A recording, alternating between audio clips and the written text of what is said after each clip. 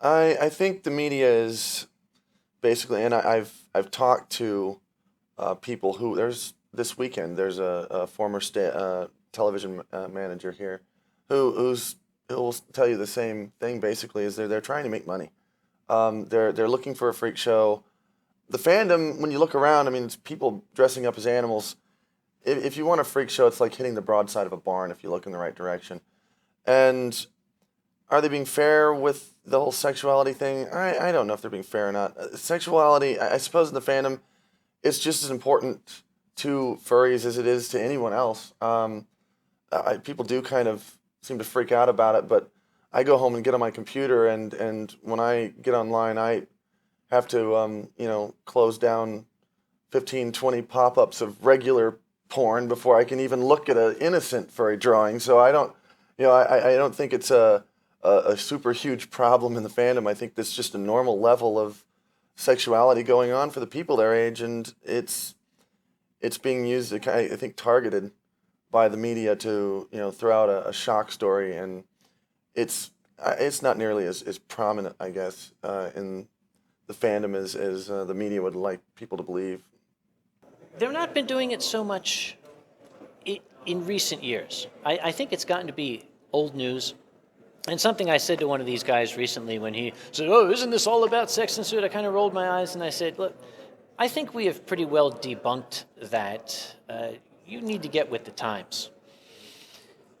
Many years ago, the very, very first furry convention in Southern California, by design, marketed itself to some folks with much more colorful hobbies than most furries had. I don't know why. It was a business decision. Maybe they felt this was the best way to increase membership, increase revenue, but it put a certain face on the convention, and at the time, the convention was the face of furry fandom. That is how the fandom was presented to the world. And those early days of that early convention were not exactly a very wholesome environment. One of the reasons Anthrocon came to be, one of the reasons other furry conventions came to be, was because the majority of furries didn't like that going on. It embarrassed them. They said, "This is not us," but they didn't have anywhere else to go. So the other conventions sprang up. Anthrocon has possibly the most draconian, the strictest standards of conduct of any fan convention out there. Pardon me? And if you look at the fact that Anthrocon is the largest in the world, and this other convention shriveled up and died long ago, I think is proof enough that that's not what furries are here for. Now, I always get challenged on that. "So you're saying that furries don't have sex?" Okay, let me gently break this to your viewers. The majority of furries are young people. They're college students, they're in their 20s. College-age kids sometimes think about sex. It's true. You might not have known that. Is there sexual stuff? Is there adult stuff in furry fandom? Of course there is.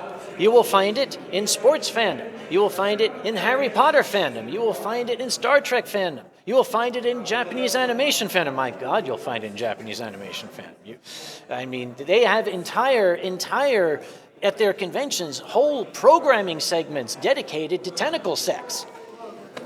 But because the furries allowed that public face to be put on us in the early days, first impressions are lasting impressions. And it has been very, very difficult for us to shake that impression.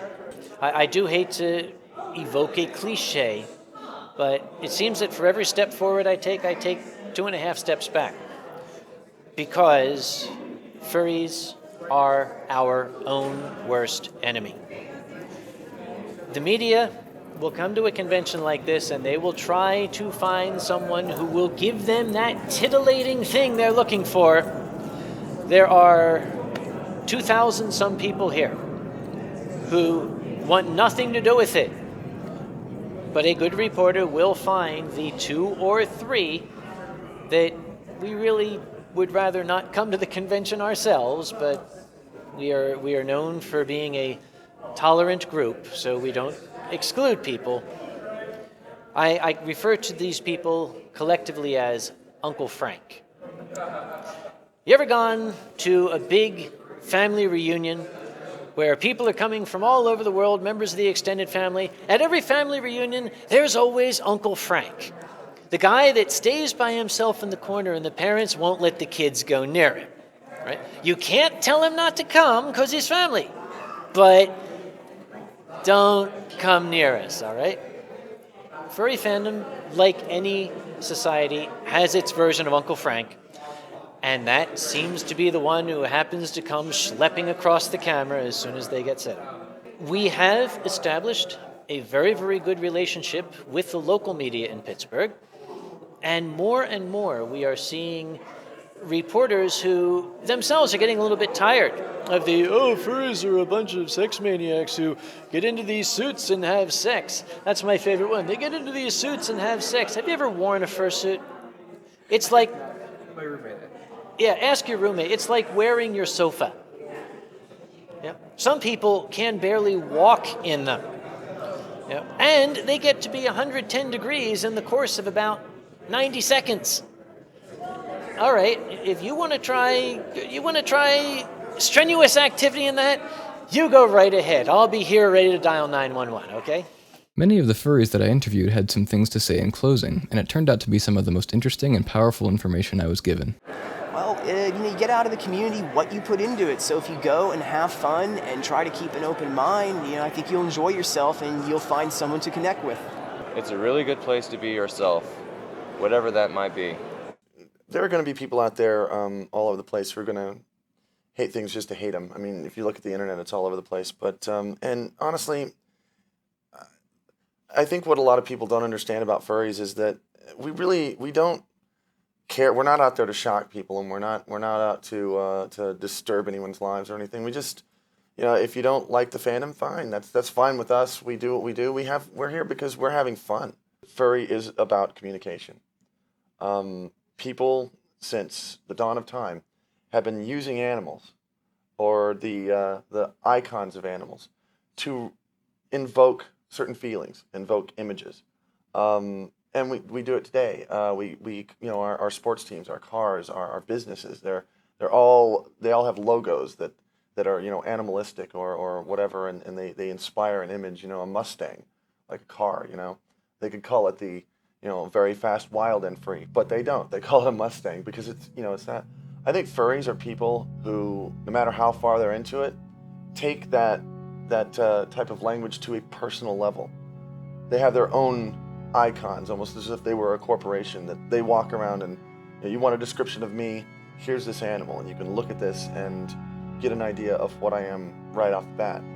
I really should look up who originated this quote, because it is perfect and it describes us magnificently. People say, why? Why do people draw furry characters? Why do you put on this costume? Why do you act like this? Why do you people do this? And it was a very wise person who said at one time, simply, the desire to dream is primordial. That's why we do it. Yeah. We are astonishingly creative people. The amount of creative energy contained in this hotel it's almost ready to become a singularity, the amount of creativity in here. This is just how we express that creativity.